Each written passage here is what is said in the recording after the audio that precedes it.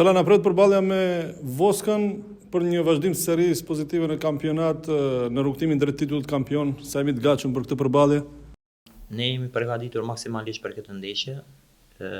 Kemi punuar gjatë kësaj jave dhe kemi analizuar kundërshtarin. E dim se nuk do të jetë një ndeshje e lehtë, si çdo ndeshje tjetër që nuk është e lehtë, ne duhet ta japim maksimumin secili nga vetja dhe shpresojmë secili se nga kjo ndeshje do të dalim me fitore.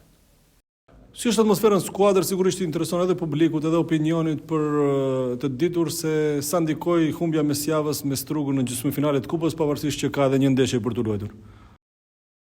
Normalisht asnjë humbje nuk është e mirë, sepse ne ishim duke avancuar dhe pastaj Struga na ktheu rezultatin, mirë po kjo tek skuadra nuk duhet të ndikojë as pak keq, sepse ne jemi në një moment shumë të mirë dhe ne duhet të mendojmë vetëm të arrijmë objektiven që e kemi dhe duhet të mendojmë vetëm përpara.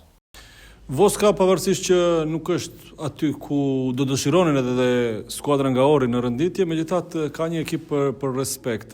Mendon që skuadra duhet të jetë e kujdesshme për të qenë natyrisht 100% e karikuar në kërkim të 3 pikëve?